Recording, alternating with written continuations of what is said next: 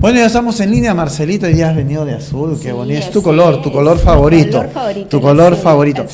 Hace un tiempo nosotros hemos venido hablando y hemos venido dando pie al tema de el cannabis. Yo no sé si era hembra o macho la planta, el cannabis o la cannabis. Y sus bondades. Y sus bondades hemos estado tratando acá. Y hemos recibido varios comentarios, Marquitos, porque Sí. por ejemplo me decían, oye, estás fomentando el uso de la droga. Bueno, si nos ponemos a pensar en las cosas que compramos en la farmacia, en la botica, muchas son en base a droga, especialmente para el dolor, ¿no? Ahora, han salido muchas madres, la silocaína. muchas madres de familia a la televisión, han marchado al Congreso y decían, a mi hijo le curó la epilepsia, a mi hijo le curó el asma, al otro le curó los bronquios, el otro que tenía un tumor en el cerebro se lo bajó, una que no podía caminar, caminó. Entonces, Comentarios polarizados. Polarizados, y fuertes sale un también. congresista, Alberto de Belaúnde, que vamos a normalizar el tema de la cannabis. Pero estamos ya con el doctor Héctor Quevedo, reumatólogo, un famoso reumatólogo, con quien vamos a hablar sobre los mitos sobre el cannabis, la panacea para enfermedades o dolencias. Doctor, ¿cómo está usted? Buen día, un gusto saludarlo. ¿Le han volteado el micro al doctor, por favor? Perdón. Muchas gracias por su invitación y esta oportunidad de poder aclarar el punto que ustedes deseen en relación con el tema. A usted, doctor, por darnos su tiempo, una persona muy ocupada, pero el tema es el siguiente. Tengo un dolor de repente al codo que para muchos puede ser artritis o reumatismo. ¿Me froto la crema de cannabis o me la fumo? Es una buena pregunta. Empezaré diciendo que el cannabis es una plantita que se ha encontrado en excavaciones de hace 2500 años en Asia. Entonces, ¿qué uso le daban las culturas de aquel entonces? No está claro. Si algún efecto analgésico, si algún efecto alucinógeno, no está claro, pero el hecho que ya había desde aquel entonces. Sin embargo, eso ha ido evolucionando y algunas experiencias de las culturas posteriores comienzan a tener algún efecto analgésico, pero sumamente digamos, ajustado a lo que para entonces se podía tener de conocimientos de los medicamentos, de todo este uso empírico. Y conforme pasan los años recién, yo diría que desde los últimos, del 60 hasta la fecha comienza ya a hacerse un estudio formal y mucho más riguroso, y liderado por los investigadores de Estados Unidos sobre todo, ¿no? Porque ellos fueron también los que fueron más lo de la avanzada y en vista de difundir y no solamente hacer esas dos grandes vertientes que es usamos el cannabis para uso medicinal porque hay algunos medicamentos que ya hemos estudiado y formalmente después de haber pasado todos las etapas de rigor porque son una serie de etapas que están estandarizadas por las agencias regulatorias, las que van a dar la formalidad para que eso se comercialice. Y esa es una vertiente y eso sí le llaman la cannabis medicinal. Y junto a ello, dado ya características propias de la cultura americana, hacen y legalizan el cannabis con fines recreativos. Con fines recreativos. Y eso crea un enorme problema. Doctor Quevedo, hoy en día el tema del cannabis recreativo, y lo vimos muy bien reflejado en el tema de gusto, ¿no? Cuando todo el mundo empezaron a salir las camisetas con la hoja de cannabis y todo, los años 60 empieza a ser el boom del cannabis y los años 70 ya todo el mundo tenía una planta en su casa y andaba con la maceta bajo el brazo. Pero hoy en día la polémica es tengo gripe, cannabis, me duele el ojo, cannabis, se me cae el pelo, cannabis, galletitas de cannabis, panetón de cannabis, crema de cannabis. Entonces, crema de cannabis. Entonces, ¿ya descubrimos la panacea de todas las enfermedades o solo es un invento? No, a ver, la cosa en realidad hay desinformación y cuando una persona toma un medicamento nuevo, siempre hay la posibilidad, y este medicamento tiene un componente que es psicoestimulante, peor todavía, ¿es cierto? Porque yo tengo un tal dolor pero el medicamento que estoy estimulando no es una aspirina, sino que en parte de este medicamento tiene un componente psicoestimulante. O sea, yo estoy con el dolor del codo, como usted bien de ejemplo, pero pudiera ser que me paso 10, 8, 12 horas con el efecto, pero no tanto como mitigó el dolor, sino como me puso en un estado eufórico, me puso alegre, vi las cosas de otra perspectiva en ese momento. O sea, me hizo evadirme del dolor en todo más caso. O menos, ¿no? más o menos. Entonces no es tan fácil evaluarla, porque tiene efectos psicoactivos. Entonces, y esos efectos psicoactivos, dependiendo de la manera como, en qué formulación la ingiero, si me la pongo como un spray sublingual, si me la fumo, o me la tomo como una gotita de aceite de cannabis, va a tener diferentes efectos. De manera que no es tan sencilla la cosa. Pero definitivamente no está probado sino más que para 5 condiciones que después podemos detallar. Claro, el temor de muchas personas, que justamente son los detractores del uso de cannabis, es la situación adictiva del cannabis.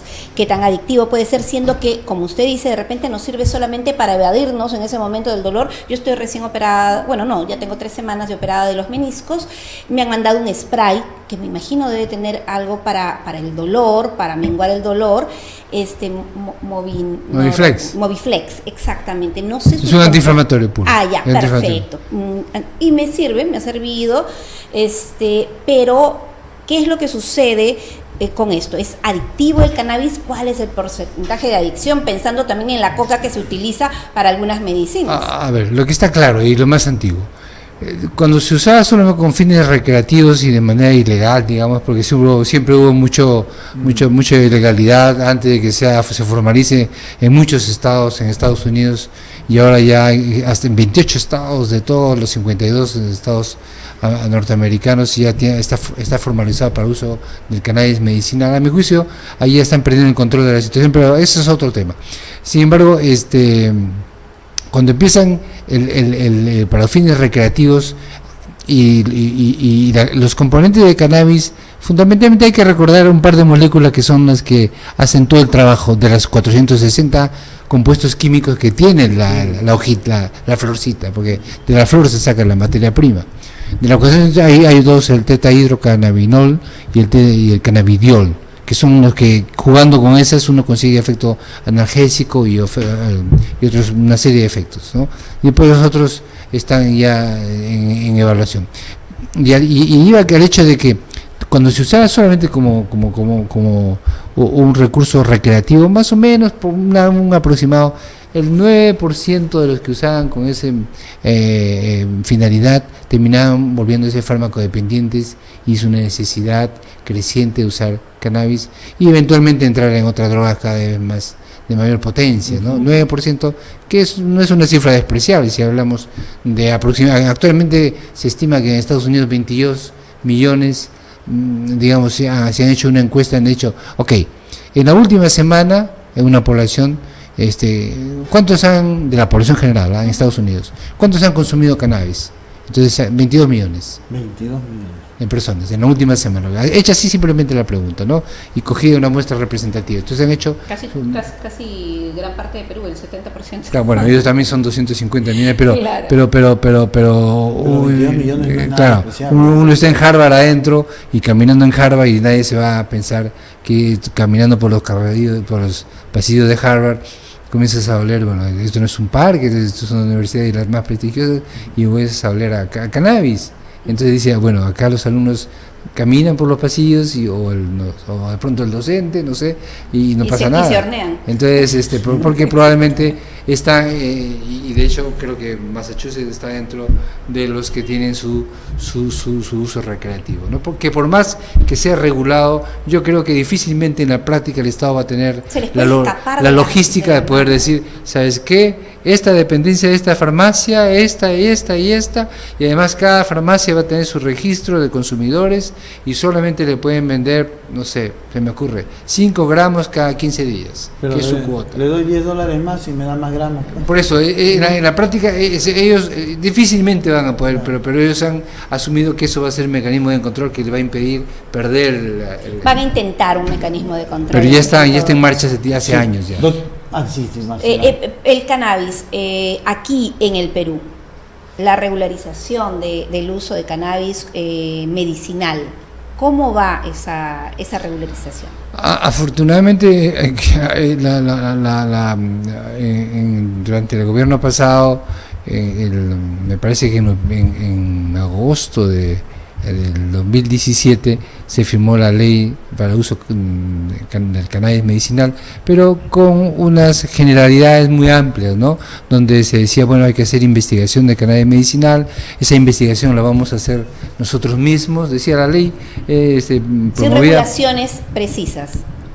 Nosotros mismos tendremos la logística para hacer investigación de un producto nuevo. Tendremos los equipos sofisticados, tendremos el personal técnico sofisticado para hacer un nuevo, porque tenemos que extraer los principios activos y asegurar la calidad, y no solamente la calidad, sino el mantenimiento de la calidad a lo largo del tiempo, de los años, y que eso podamos después encontrar las enfermedades. Es aprobado y hemos hecho investigaciones que sirve para esto, para esta condición y para esta condición y esta condición. Y a la FDA le ha tomado años regular esto, o sea... Pero acá lo han planteado así la ley, ¿no? Y no solamente eso, o sea... Generalizado. Entonces, y como hay generalizado, han comenzado a aparecer muchas, como bien refiere usted, muchas personas que dicen, bueno, pero yo tengo un hijo que convulsiona, mi hijo es autista y yo le he dado y me lo veo mejor, y bueno, mi esposo tenía un trastorno del sueño, ahora duerme bien, yo tenía un problema lumbar y estoy tomándolo y me veo mejor. Yo soy reumatólogo, entonces, pero internista también. Y a mí ya me están llegando en los últimos 12 meses las pacientes.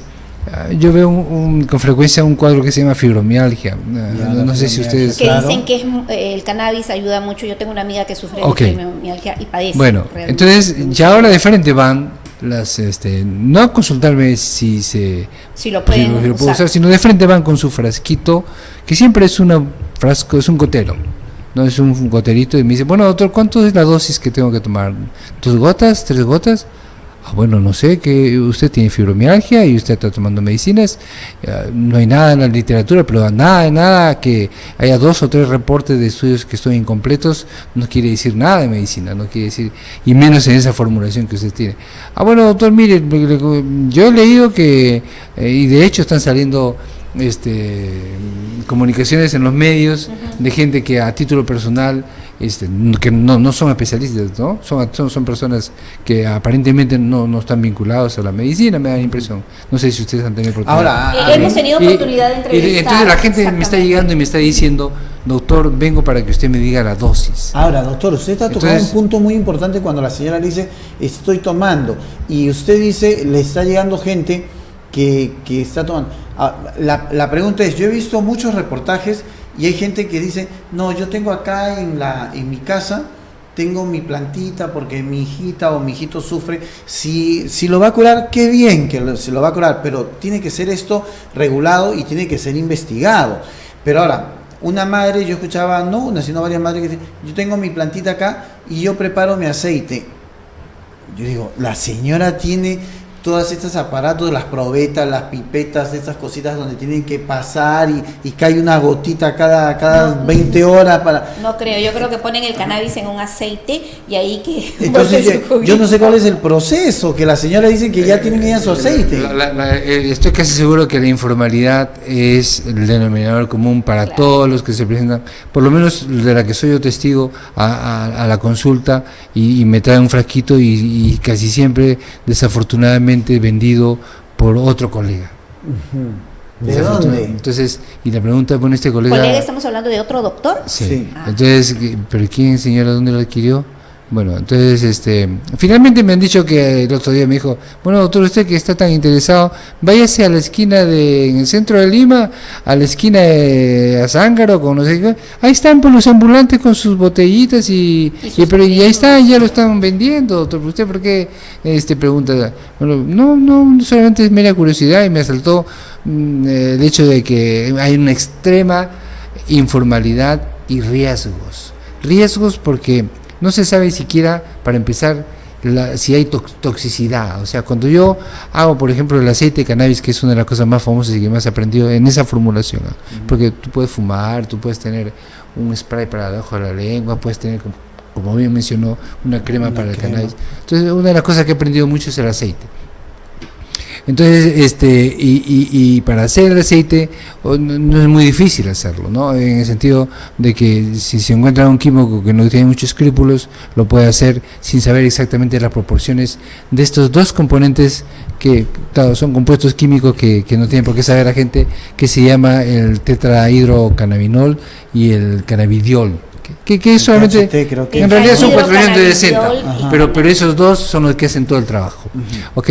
Entonces, pero eso es que hay que medirlos, y para medirlos se necesita equipos muy sofisticados, Por supuesto. porque el THC es el que es el psicoactivo y es el que desarrolla la farmacodependencia. Exacto. Entonces, si yo no sé exactamente, cuando hice mi preparado artesanal en no sé qué casa, en no sé qué ambiente, y lo hice así al ojo, agarrando la florcita y echándole un poco de alcohol de pronto, o de éter, yo no sé cuánto de contaminación le están dejando con partículas de alcohol ahí, que pueda tener metales pesados, plomo, cadmio, cualquiera de ellos, y me lo estoy inguyendo con todo. Y además, lo que es peor, yo no sé cuánto hay de la proporción de cada uno de estos dos componentes, el componente psicoactivo y el componente del otro, el CBD.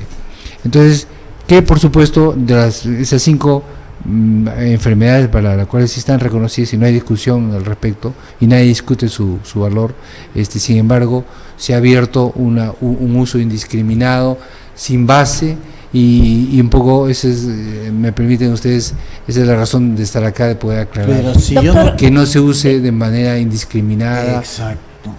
Un poquito explosiva, como está pasando. Yéndonos a la antigüedad, que usted decía que se han encontrado en excavaciones, ¿no? Pre-incas, incas, las plantitas de cannabis aquí, y también en Asia, que era lo que decía que desde esa época se utilizaban. ¿Qué sucede si en ese entonces, me imagino, no tenían todas esas situaciones químicas como hacerlas, lo hacían de una forma más artesanal? Y ahorita mismo, le comento yo, cuando estaba viviendo en Huaxtepec, en México, había mucho alacrán. Entonces, ¿qué es lo que hacía la gente misma de ahí para curarse? Porque tiro por viaje a uno le picaba el alacrán. Entonces, en alcohol metían un montón de alacranes que habían cazado. Y ese líquido, ese alcohol, cuando te picaba el alacrán, aparte de pasarle limón y ajo, te pasabas eso y de verdad que te curaba. A mí me picado una vez en la rodilla un alacrán, me pasó, y así mucha gente, porque en este lugar había mucho.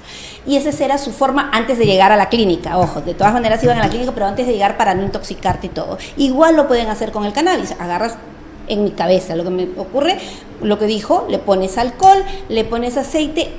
¿Qué pasa? Que lo están haciendo algunas personas, y una de las cosas, el riesgo que está diciendo el doctor, le estoy tratando de hacerlo más cotidiano, es la parte psicoactiva, ¿verdad?, del cannabis, la que nos hace dependiente, lo que nos puede crear adicción, que no sabemos el porcentaje que le pongamos. Es decir, no hay que hacer eso en casa, no nos podemos poner como hierberos a nosotros hacer nuestro propio aceite, crema de cannabis. Doctor Quevedo, ¿cuáles son las 5 enfermedades que están reguladas para el uso del cannabis? Sí, ahí hay una cosa que ha facilitado mucho, que algunas son extraídas directamente de la planta y no necesita procesos químicos sofisticados. Por ejemplo, el último que acaba de probar este organismo de control de medicamentos y alimentos de Estados Unidos, el famoso cannabidiol, o también llamado Epidiolex, que sirve para tratar, y realmente ha sido una maravilla que se haya podido encontrar de una enfermedad que se llamaba un síndrome convulsivo de Lennox-Gastaut. Entonces, este síndrome convulsivo, el nombre de esta enfermedad, Lennox-Gastaut, se presentaba en niños de menos de 2 años y eran convulsiones intratables porque los neurólogos y los pediatras habían empleado todo lo que podían, y los niños convulsionaban un promedio de 30, 40, 50 veces al día. Entonces, cuando han introducido y han probado con este medicamento como un recurso desesperado, han visto que eso se reduce a la mitad. Entre tener un niño que convulsiona 30 veces al día y tener un niño que convulsiona 10, 15 veces, bueno, ya es bastante, Exacto. ¿no es cierto? Y sobre todo cuando ya se te agotaron todos los recursos convencionales. Claro. Entonces, de manera que esto inmediatamente fue aprobado, y esta es la última. Después ha sido aprobado hace ya varios años, desde el 2010, para otros derivados que sí son digamos productos sintéticos, copiando compuestos químicos de la propia planta, no extracto natural extraído de la propia, sino simulando las moléculas, y son compuestos como el dronabinol, que ha sido empleado para las náuseas que no puedan ser manejadas por quimioterapia por cáncer, una náuseas intratables. Exacto. Entonces, donde uno pone todos los antieméticos convencionales y el paciente no puede impedir la náusea y el médico se ve obstaculizado. Eso ha sido aprobado también porque ha demostrado que en algunos casos, cuando uno ya está en una situación fronteriza como eso, ya puede echar de mano de esa situación, y ese producto también ha sido aprobado. La otra situación, la tercera, es el dolor por cáncer terminal. Entonces, cuando uno tiene un paciente que tiene un dolor por un cáncer terminal, donde tiene, no sé, pues por ejemplo, un cáncer de pulmón que le ha infiltrado ya todos los plexos torácicos y las vías nerviosas y están infiltradas, y hasta la médula espinal, y tiene un dolor extremo, y donde ni los opiáceos ni la morfina le controla ya. Entonces han encontrado que ellos, el Sativex, el Nabiximol, que es una combinación de lo que yo le decía, el cannabidiol con el THC, lo han puesto en proporciones de 1:1, lo sacan de la planta de manera natural, lo hacen de manera independiente y después hacen un blending, como un vino. Entonces y la ponen y hacen la capsulita y se la dan, ¿no? Entonces eso ayuda mucho para combatir el dolor de cáncer terminal. El dolor de cáncer terminal. Y otra situación que necesitaba cuidado y donde descubrieron que también funcionaba es en los pacientes que tienen SIDA con enfermedad. Son pacientes que hay que manejarles SIDA enfermedad ya, no están infectados, sino ya están enfermos. Entonces hay que manejarles la calidad de vida también, claro, ¿no? Y como están caquécticos, con una pérdida progresiva porque ya no tienen nada de apetito, había que darles por lo menos algún tipo de estimulante, y resultó que el Sativex, el Nabiximol, no solamente combatía el dolor, sino también mejoraba el apetito de los pacientes infectados de SIDA con enfermedad establecida. Entonces, ya van dos, y la última es el caso de esclerosis múltiple. Esta última condición ha sido aprobado en Europa fundamentalmente por múltiples países europeos, y cada país lo pasa por su propio filtro. No es que lo aprueba un organismo que rige todo, no, cada país lo aprueba y lo aprueba en consenso. Entonces, y estos países y estos pacientes van mejor, por lo menos se recupera un poco el apetito. Es una cirugía paliativa, pero le mejora la calidad de vida a un paciente terminal también. Exacto. Doctor, no hay tiempo, muchas gracias, esperamos tenerlo la próxima oportunidad acá, porque para ampliar el tema, sí, hay para ampliar, y sobre todo ver que hay muchos malos médicos que están medicando este tipo de aceites, como quieran llamarlos, y que no tienen nada que ver con la enfermedad, y muy peligroso, como lo decía el doctor, que hay gente que lo prepara y no sabe separar los porcentajes, que es muy, muy, muy peligroso. Doctor Quevedo, muchísimas gracias por haber estado con nosotros. ¿Dónde lo podemos encontrar? Bueno, mi correo se lo puedo dejar sí, ahora, por favor. En mi teléfono. Yo trabajo en la clínica internacional ahí en San Borja, soy coordinador de la especialidad de reumatología, y acá en el Policlínico Peruano Japonés, acá cerquita, de manera que yo encantado de poder ampliar y siempre remarcar un tema que está cogiendo en la población por desinformación, porque entre ellos se promueven, porque forman como ONGs, me parece, organizaciones, y sí, de pronto mal orientados. Como todo, hay que estar bien informados, acudir a un especialista, escuchar en todo caso todas las opiniones, porque siempre es bueno, pero ya sabemos que en especial el uso del cannabis tiene que estar bien regulado, tiene que estar en porcentaje, porque hay un porcentaje que sí causa la adicción, que es el psicoactivo. Hay que ver qué porcentaje de ese psicoactivo se puede utilizar en la mezcla que uno utilice para la dolencia, y lo mejor es para esas dolencias fuertes como para el cáncer, la esclerosis múltiple y el cáncer terminal. Estamos hablando cuando los dolores ya y la morfina ya no pueden menguar, pues y hay que tener mucho cuidado. Esto me hace recordar a una película de Robin Williams que descubre un producto para hacer despertar y caminar a la gente, y al final esto lo dejó sin efecto y ya no le hizo efecto nunca más a la gente, ¿no? Y se puso peor. En realidad, permíteme solamente un segundo, yo no quiero tampoco, digamos, transmitir el mensaje que estamos frente a una situación en la que las puertas están cerradas y vedadas para condiciones como artritis reumatoide, artrosis, fibromialgia, lumbalgia, y sino que estamos hablando del momento actual.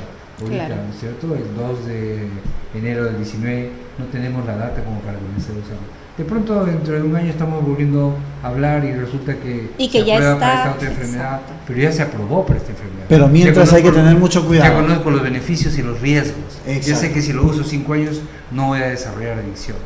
No, ahora el estudio más largo de estos pocos estudios que están empleados para artritis reumatoide y fibromialgia, el más largo ha durado solamente 12 semanas, 12 meses. Y acá en el Perú de un día para otro. Así es. ¿Ah, no? Y no se sabe qué va a pasar después. Muchísimas gracias. Muchas gracias. Ha sido el doctor Gracias. Héctor Quevedo, reumatólogo, y lo pueden encontrar ustedes en la Clínica Internacional y también en el Policlínico Peruano-Japonés. No se muevan porque viene una persona espectacular, Blanquita Palacín. Uy, tú sabes que Blanquita Palacín es la iniciadora del tema del liderazgo en nuestro país, más de 40 neuroliderazgo. Exacto, más de 40 años formando profesionales. Estamos en línea. Regresamos. Gracias.